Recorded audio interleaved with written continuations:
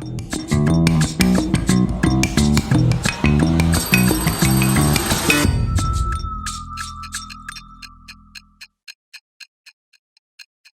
warahmatullahi wabarakatuh. Oke. Alhamdulillahirrahmanirrahim. Hari ini saya diberikan kesempatan untuk sharing dengan teman-teman Karawang Peduli, para relawan dan sahabat-sahabat sekalian. Sebelumnya terima kasih hatur nuhun Kang Farhan selaku ketua relawan. Ya. Ini sahabat saya, tepuk tangan dulu dong untuk Kang Farhan nih. Jadi dulu kami ini ke Lombok ya. Kita ke Lombok dulu, saya zaman-zaman awal menjabat presiden mahasiswa. Waktu itu ya adalah sedikit rezeki dari Unsika. Kita bawa barang-barang ke Lombok. Dulu kan Lombok itu terkena ini ya, gempa ya kalau tidak salah. Gempa dan berpotensi waktu itu hampir tsunami. Tapi alhamdulillah semua aman, terkendali. Dan hikmahnya adalah silaturahmi. Makanya setiap krisis akan melahirkan pertemanan baru. Setiap krisis akan melahirkan pemimpin baru. Setiap krisis akan melahirkan orang kaya baru. Nah gitu. Makanya kalau krisis ini jangan dibaperin gitu. Tapi gimana caranya kita supaya baper? Ya bagi peran gitu. Jadi kita ketika krisis ini punya peran yang besar terhadap COVID. Ya, apalagi sekarang zamannya corona ya. Jadi semua angkatan-angkatan di sini yang lulus itu katanya kan angkatan corona katanya gitu. Ya angkatan corona, DNA-nya DNA corona. Jadi kalau kita dioperasi ini dibuka, dibelek gitu kan, itu ada tulisannya corona gitu. Oke. Baik teman-teman, saya Imam Nazmuddin. Hari ini kita akan sharing tentang 3 hal. Sebelum sharing, ini kan temanya tadi yang diangkat itu leadership, terus entrepreneurship sama akhlakul karimah. Karena 3 hal ini adalah 3 hal yang dijalani oleh kehidupan baginda Nabi besar Muhammad SAW. Beliau sebagai pemimpin besar umat ini, beliau juga sebagai pengusaha sukses di dunia ini. Dan bahkan kalau saya cerita nih Kang, saya kerjasama lalu belajar dengan beberapa coach. Salah satunya coach saya adalah Coach Syafi'i Effendi, barangkali tahu ya. Coach Syafi'i Effendi ini masih muda juga. Beliau usia 29 tahun, sekarang presiden OIC atau Organization Islamic Cooperation. Nah itu menggabungkan 57 negara. Kemarin kita baru demo boikot apa? Prancis ya, produk Prancis di depan gedung kedutaan besar ya Prancis. Dan alhamdulillah sedikit demi sedikit bahwasanya terasa perjuangan ini semua adalah nilainya adalah nilai ibadah. Ya apapun itu, bangun tidur kalau niatnya sebelum tidur kita ibadah, bangun itu dapat pahala gitu. Terus sekalipun masuk kamar mandi gitu, kalau niatnya ibadah kita mensyukuri. Wah ini udah dikasih dikasih kesempatan nih untuk mules gitu kan, untuk buang hajat. Nah kita niatnya ibadah nih ke WC nih, baca doa dulu gitu. Allahumma inni a'udzubika. Nah kita baca doa dulu. Ya insya Allah dapat pahala juga. Nah karena sebenarnya hidup ini detik demi detik, menit demi menit, jam demi jam, hari demi hari, bulan demi bulan, tahun demi tahun, semuanya isinya daging semua, ibadah semua. Mudah-mudahan kita semua termasuk golongan orang-orang yang selalu beribadah kepada Allah Subhanahu wa taala. Amin. Amin. Oke. Sebelum saya lanjut, ini sambil slide disiapkan ya. Ya sebenarnya nggak ada slide pun nggak apa-apa lah. Kita sharing saja di sini. Dan ini kenalin, ini teman-teman saya, tim kami, sahabat saya. Ini dari Wirausaha Muda Nusantara. Nah sekalian kita sounding juga. Kalau saya terbiasa diskusi, eksekusi gitu. Jadi diskusi ngawang kemana-mana cuma jadi pengetahuan. Kan kata Bruce Lee juga, pengetahuan itu tidak akan menjadikan kita apapun sebetulnya ketika tidak ada eksekusi. Tapi ketika kita melakukan sesuatu, itu akan berbuah sesuatu. Akan berbuah sesuatu yang bermanfaat bagi kita semua. Nah kita akan sharing mulai daripada perjalanan Rasulullah. Nah Rasulullah dulu ketika awal menjalani hidup, ya masa kecil lah, itu ngapain tuh? Rasulullah masa kecil ya? Mengembala apa? Mengembala ayam, mengembala cicak gitu atau apa? Kambing kan? Tuh, kambing. Rasulullah mengembala kambing. Kambing ini saya sempat kemarin main ke rumah mertua gitu kan. Mertua kan senang ya, senang pelihara kambing gitu. Nah, jadi saya dites dulu, dites nih sebelum jadi menantu kan. Dites mandiin kambing kan. Mandiin kambing nih, kambing itu ditarik ke kiri ke kanan dia. Ditarik ke kanan ke kiri dia. Dimandiin, taunya dia kentut keluar semua itu. Aduh, kacau. Nah, ini salah satu pengalaman saya bahwasanya ternyata memimpin kambing pun tidak mudah gitu. Nah, bagaimana dengan Rasulullah waktu itu menjalani kehidupannya menjadi seorang pengembala kambing. Nah, Allah uji Rasulullah sebagai pengembala kambing sejati. Dimana kalau kambing yang otaknya tidak sempurna manusia Allah ciptakan, bisa Rasulullah pimpin, apalagi kita manusia, gitu kan. Nah, itu perjalanan Rasulullah dari situ dulu. Setelah mengembala kambing, apa yang dilakukan? Memiliki kabilah dagang, ya, berjualan. Nah, jualan ini akan menguji mental kita. Nih, coba aja teman-teman nih hari ini, kalau suruh jualan tuh belum tentu langsung jadi gitu, langsung bisa. Bisa jadi mikir dulu gitu. Waduh, ya era ya. Ayah kabogo dia gitu kan. Aduh, ayah si eta dia, segala macam lah. Jadi banyak yang kita pikirkan sebelum kita berjualan. Padahal kan jualan ini adalah solusi. Bisnisnya adalah solusi. Ini kalau gak ada whiteboard ya, gak apa-apa, kita sharing aja. Business is solution. Banyak orang yang mengartikan bisnis itu adalah mengganggu gitu. Nah kan orang kalau misalkan kita lagi diskusi, ada orang yang nawarin, "Kak, gorengan gitu kan." Ganggu gitu kan. Iya kuehna gitu. Atau bisnis lain lah, bisnis itu mengganggu, misalkan orang lagi sibuk, kita panggil, kita prospek gitu. Oh, nggak ganggu aja gitu kan. Habisin waktu gua gitu kan. Nah, padahal bisnis ini sama dengan solusi. Nah, kita ambil lagi Rasulullah, Allah benturkan dengan aktivitas bisnis adalah untuk menjadi solusi bagi umat ini. Contoh, kalau teman-teman malam-malam lapar, apa yang dicari? Tukang nasi goreng. Ya makan, tukang nasi goreng gitu kan. Nah, pertanyaannya kalau nggak ada yang jualan nasi goreng, jadi solusi nggak misalkan? Atau nggak ada jualan makanan gitu, jadi solusi nggak? Ya nggak ada, kita lapar gitu kan. Mau bikin tukang bawangnya juga tutup gitu kan. Mau beli nasi, tukang berasnya tutup, wah semua. Akhirnya kita tersiksa gitu kan, mau makan sulit gitu. Walaupun itu syariat ya, hakikatnya Allah yang memberikan kita makan. Tapi ketika itu terjadi, kita merasakan bahwasanya bisnis itu adalah solusi ternyata. Nah, berarti kalau kita melihat lagi, ada orang yang berbisnis, apresiasi mereka dengan membeli gitu.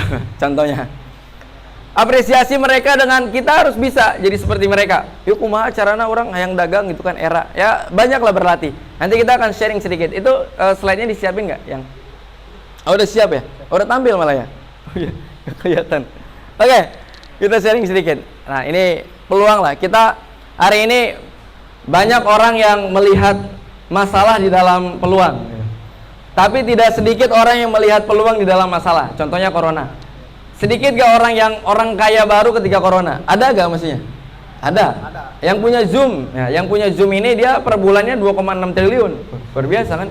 Orang kaya baru dia. Dulu Zoom dipandang sebelah mata. Ya apa-apaan gitu kan, kita tinggal ketemu orang, ngobrol udah selesai gitu. Nah, ini tiap hari kita depan HP, kuliah depan HP gitu. Sampai pertemuan rapat depan HP. Ini manusia apa HP? Gitu. Nah, artinya berarti ini adalah perubahan atau revolusi hidup. Nah, di samping ada krisis. Nah, tadi kita lanjutlah dengan pengusaha. Bisnis adalah solusi. Kita akan sharing sedikit. Corona kills everything, ya, kills everything. Nah, corona ini udah nggak usah ditanya lah. Saya kalau naik Grab, selalu bertanya, "Kang, selama corona ini gimana Grab?" Wah, ngurangan cenah. Yang tadinya mungkin sehari 10, 20 gitu, bisa kadang 3, kadang 1 gitu, sampai malam dia. Seharian itu cuma dapat 1. Nah, berarti kan Grab aja yang dulu sempat jadi trendsetter hari ini menurun juga gitu. Nah, corona ini banyak menghabiskan kehidupan, salah satunya. Oke. Kebutuhan saat krisis ini berubah. Yang tadinya mikirin punya mobil, punya tas bagus, sekarang udah harga yang syukur gitu.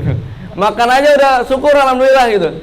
Kita dapat bisa makan aja udah syukur alhamdulillah. Karena semua kebutuhan sekarang bergeser kepada kebutuhan primer. Kebutuhan primer. Makan, rumah, terus apa lagi? Kesehatan, lalu baju. Kan nggak pakai baju nggak mungkin mereka. Nggak makan juga nggak mungkin. Koit kita. Makanya perlu lah makan. Makan perlu, rumah perlu gitu. Jadi semua balik ke sini. Nah, kalau kita ingin memulai bisnis, kita harus bisa mulai starting dari kebutuhan pokok. Jadi kalau pertanyaannya, "Kang, saya mau mulai bisnis nih. Bisnis apa yang terbaik?" Ya ini bisnis kebutuhan ini primer udah selesai. Jualan baju, fashion, minuman, makanan. Makanan tadi yang kita angkat ini kan makanan dan minuman. Minuman dan fashion. Itu. Fashion ini salah satu kebutuhan primer gitu. Oke, lanjut. Oke. Ini banyak hal-hal yang terjadi di luar sana. Kalau saya rasa kalau saya tunjukin semua media, teman-teman udah kenyang lah ya dengan media. Corona deui gitu. Kita langsung aja. Oke. Di tengah-tengah corona, di tengah-tengah corona, sebelum kita lanjut kepada cerita Rasulullah, di tengah-tengah corona ini, kita awal menerima corona ini agak kaget ya teman-teman. Kaget lah ya, kaget. Wah, tuh bisa keluar imah gitu. Terus tiba-tiba kuliah diliburkan. Ada yang bersyukur, alhamdulillah kuliah libur ya. Kunaon teh tiba heula gitu kan. Ada yang bilang gitu. Kunaon teh tiba heula libur. Ya ada yang begitu, bebas lah. Jadi banyak respon orang tuh beda-beda. Tapi rata-rata siklusnya seperti ini. Kita menolak dulu, Kak, gitu. Kita menolak dulu, teman-teman. Kita nolak dulu. Wah, ini corona ini kok beda gitu kehidupan, ketemu susah gitu kan. Kita pengen silaturahmi susah, mau rapat Karawang Peduli mungkin biasanya relawan yang langsung terjun ke lapangan, sekarang harus banyak protokol yang harus kita jalani, masker dan lain-lain. Nah, lalu kita akan mulai menerima lama-kelamaan. Menerima. Sekarang pertanyaannya udah mulai pas ke ini belum? Menerima belum? Menerima, udah biasa. Coronanya corona, orangnya orang gitu kan. Oh, masalah ya, coronanya corona lah, udah. Kita ya kita, bener gak? Udah masing-masing sekarang. Karena sama aja corona, TBC dan lain-lain itu semua Allah yang ciptakan. Jadi nggak usah takut, takutnya sama Allah aja. Setuju kan? Setuju? Nah gitu. Nah ini kan sebetulnya kalau kita alami lagi kehidupan ini sedih gitu. Ketika melihat di luar sana, ketika kita masih bisa berpakaian rapi hari ini, alhamdulillah Allah izinkan kita untuk menutup hijab. Orang di luar sana ada gak yang ingin menutup hijab tapi pakaian pun sulit gitu? Banyak. Nah mau gimana lagi? Kain sudah tidak ada gitu kan, baju sudah tidak ada karena terbakar gitu, karena perang terus setiap hari di Palestina contohnya. Jadi mereka sholat, kalau kita nih sholat 5 waktu pun agak sulit gitu. Padahal itu adalah rutinitas yang Allah ciptakan untuk menyehatkan tubuh kita, salah satunya sholat 5 waktu. Terus corona katanya akan hilang ketika kita menghirup air gitu kan. Karena kan di sini ya, dia masuknya ke, kalau swab test tuh dia masuknya ke sini kan, ngambil silendirnya. Nah kita melakukan itu tiap hari gitu. Nah sebenarnya sholat itu udahlah clear kita. Dengan corona ini nggak usah takut. Kita kalau sholat 5 waktu udah clear, selesai. Nih karena saya dan teman-teman termasuk orang yang sering keliling Indonesia. Termasuk kemarin ke Bali gitu kan. Kita kemarin ke Bali ya biasa aja, corona, Bali, kita ya kita. Yang penting kata saya sholat 5 waktu, selesai. Udah clear, minimal 5 waktu. Perkuat yang wajib, tunaikan yang sunnah gitu. Jadi ditambah dengan sunnah-sunnah. Nah, mereka di luar sana banyak yang sholat tiap hari itu bukan sholat wajib, tapi sholat mayit gitu. Nah ini menyedihkan sekali gitu. Makanya kalau sebagai relawan, saya senang teman-teman ketika saya berhadapan dengan relawan, KP gitu. Mereka adalah orang-orang yang terus berusaha mendekatkan diri kepada Allah. Hablum minallah, hablum minanas, dan hablum minal alam. Tepuk tangan dulu dong untuk teman-teman relawan. Ya, hidup ini terasa indah kalau 3 komponen ini selesai kita. Hubungan dengan Allah selesai ya. Jadi kalau ada apa sama Allah lagi. Allah dulu, Allah terus, Allah lagi gitu. Allah lagi udah terus. Ada apa-apa Allah dulu gitu. Allah terus, Allah lagi. Nah gitu. Itu kan konsepnya Pak Ustadz Yusuf Mansur ya. Nah nanti saya mau sharing. Kita akan ketemu dengan Ustadz Yusuf Mansur nanti di Zoom. Kalau ada yang mau ikut boleh nanti. Ada Ustadz Yusuf Mansur, ada Tung Desa Waringin, ada Posabi Effendi. Nanti di akhir saya mau sharing. Kalau teman-teman mau ikut boleh nanti acaranya. Oke. Itu. Allah dulu, Allah lagi, Allah terus. Nah, jadi kita menjalani hidup itu seperti itu. Clear kehidupan kita kalau itu selesai. Nah, di saat orang lain hari ini kita jalan-jalan dengan passion yang bagus, di luar sana banyak orang yang jalan itu dari tempat ke tempat itu untuk mengungsi gitu. Dari tempat ke tempat untuk mengungsi, untuk mencari tempat yang lebih baik, mendingan. Kalau bahasa Sundanya tempat nurada mendingan gitu. Jadi tidak ada tempat yang lebih baik sebetulnya ketika dalam kondisi perang nih. Seperti kemarin Azerbaijan dengan Armenia ya. Ya, konflik Azerbaijan dengan Armenia ini, kalian kalau udah masuk ke tahapan level aktivis yang internasional pasti sering update. Bahwasanya sahabat kita Azerbaijan ini hari ini sedang dilanda krisis ya. Karena terus dikudeta dan dibombardir oleh Armenia. Kita doakan saudara-saudara kita mudah-mudahan di sana sehat selalu, amin. Amin. Oke, lanjut. Oke. Nah, banyak anak-anak di luar sana yang bermain dengan permainan dari orang tuanya, tapi tidak sedikit mereka yang bermain dengan serpihan-serpihan bekas daripada kebakaran dan pengeboman di luar sana. Di luar sana ketika ada bayi yang tersenyum, masih banyak ternyata bayi-bayi yang kekurangan makanan dan kelaparan. Jadi kita harus melek, teman-teman. Nah, meleknya gimana caranya? 3 hal tadi harus kita kuatkan. Leadership, entrepreneurship, dan akhlakul karimah. Oke. Saya lanjut cerita tadi ya, Rasulullah. Tadi sampai mana nih? Oke, 10 menit lah cerita Rasulullah. Tadi sampai ke berdagang ya. Berdagang. Rasulullah menjalani bisnis itu sebagai solusi dari tempat ke tempat gitu. Akhirnya bertemu dengan istrinya Siti Khadijah. Beliau jadi karyawan dulu ya, jadi karyawannya. Karena pas bisnis owner tuh jadi karyawan dulu. Ini saya sharing sedikit. Oke. Ya. Oke, Rasulullah menjalani ini. Nah, ini di bawah. Kalau teman-teman bisa lihat, ini saya bacakan. Di bawah ini karyawan atau tim. Nah, Rasulullah, Allah berikan kehidupan yang alamiah. Di saat nabi-nabi dan rasul lain mujizatnya kan ekstrim kan, bisa membelah bumi, membelah lautan, membalikan bumi kan sampai ke kubur semua umatnya dan lain-lain. Tapi Rasulullah adalah salah satu rasul dan satu-satunya rasul yang Allah berikan kehidupan dan prosesnya itu sangat humanity, sangat kemanusiaan sekali. Makanya kalau kita role model nggak usah jauh-jauh, udah Rasulullah selesai. Kita berwirausaha Rasulullah, jadi karyawan dulu, lalu diangkat menjadi supervisor. Jadi Rasulullah punya tim gitu kan, punya tim, punya karyawan. Nah, Rasulullah naik jadi manajer. Jadi berbicara sistem perdagangan di Madinah. Waktu itu ketika awal hijrah kan ke Madinah itu, Madinah ini waktu hijrah kan dalam kondisi yang terusir lah dari Mekah itu, pindah ke Madinah. Nah, di Madinah itu bisa dibilang kita masih kalah persaingan perdagangan ini oleh orang-orang Yahudi di luar sana. Nah, sistemnya lah yang diperbaiki oleh Rasulullah. Gak muluk-muluk, sistemnya adalah dengan banyak memberi, tambahkanlah timbangannya gitu. Jadi bukan dikurangi gitu. Kalau orang Yahudi, orang lain di luar sana timbangannya dikurangi gitu kan. Kalau Rasulullah udah selesai, kalian tambahkan. Kan bertanya, ya Rasul, kita hari ini sudah banyak kalah dalam berdagang gitu. Karena mereka ini keuntungannya besar. Karena marginnya dinaikkan dengan cara mencurangi pembeli gitu kan. Nah, lalu apa yang harus kita lakukan? Kata Rasul, tambahkan timbangannya, bukan dikurangi, tambahkan gitu. Jadi ditambahin. Jadi setiap pembelian itu kalau 1 kilo jadi 1 kilo seon gitu, ditambahin terus. Dan akhirnya 3 bulan sekian perkembangannya pesat gitu. Perdagangan di Madinah dikuasai oleh Muslim. Gitu. Jadi manajer, direktur, business owner, dan akhirnya Rasulullah masuk ke politik. Masuk ke politik jadi pemimpin kan, pemimpin politik. Di usia 40 tahun, singkat cerita, Rasulullah diangkat menjadi Rasul. Nah, berarti prosesnya adalah entrepreneur dulu ya.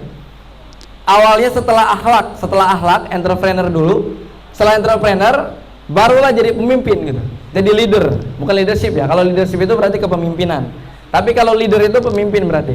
Nah, baru jadi leader. Jadi kalau teman-teman hari ini bercita-cita jadi pemimpin, mudah-mudahan Kang Farhan nanti misalkan jadi Bupati Kerawang, amin. Nah, itu prosesnya udah tidak ada satupun manusia yang perlu ditiru ya, kecuali Rasulullah, udah selesai. Jadi akhlak dulu perbaiki, minimal jujur dulu gitu kan, jujur, punya integritas, loyal dulu. Sebagai relawan kita harus loyal dengan organisasi kita. Ada Karawang Peduli, loyal lah, apa yang bisa kita berikan. Jadi kalau saya ke tim itu mendidik seperti ini. Kalau nggak ada kerjaan itu bukan diam gitu, nanya gitu, gimana, apa yang bisa saya kerjakan gitu. Bang, sebelum abang berangkat ya, apa yang bisa aku kerjain gitu. Apa yang belum selesai yang bisa saya bantu. Jadi gitu. Itu adalah awal daripada pembentukan karakter. Kalau itu sudah terbentuk, maka lama-lama dia akan menjadi seorang personal yang hebat, personal yang kuat. Setelah itu barulah masuk kepada akhlak. Setelah akhlak baru masuk kepada entrepreneurship gitu, berdagang. Oke, saya sharing sedikit. Ini saya mau tanya, Teh, punten. Ada orang yang punya uang nggak punya waktu, punya duit gitu kan, tiap hari lembur gitu, tiap hari lembur. Shift 3, shift 2, diajaklah main, orang nonton lah gitu, atau istighosa gitu, kita ngaji gitu. Gak ada waktu, ayo saya mana duitnya loba gitu, banyak duitnya, tapi diajak kemana-mana gak ada waktu, ngomongnya sibuk deh, orang sip tilu, mari makamari diajakan isuk, itu bisa, diajakan puting, sarawai aja, saking sibuknya gitu. Nah berarti orang yang punya uang gak punya waktu. Ada orang yang punya waktu, punya waktu. Ayo main lah, siap. Ayolah kita nonton lah, siap dong gitu. Ayo kita mancing lah, siap-siap. Jam berapa? Jangan lupa patungan bayaran. Iya, duit gitu. Gak ada duit. Sorry, nggak jadi itu. Nah, itu orang yang punya waktu tapi nggak punya duit. Terus yang ketiga, udah uang nggak ada, waktu nggak ada, sibuk. Diajak ke sini, Kang, ayo orang jalan-jalan yuk. Iya buku kerjaan proposal aja nah. Ada acara maulid gitu kan. Nah itu. Terus ayo tuh Kang, minimal sumbang buat kita nih, buat kita traktiran gitu, jalan-jalan. Buku duit gican cair gitu kan. Nah, yang begitu gak ada uang, gak ada waktu. Ada yang terakhir, punya uang, punya waktu. Nah, ini udah di level dia leadershipnya udah tinggi. Karena saya kalau diskusi dengan beberapa coach di luar sana, pelatih-pelatih saya, sebetulnya uang ini kecil di bawah kaki kita. Uang tuh hanya ide. Jadi kalau dulu saya pengen ikan, saya tuker sama ayam saya.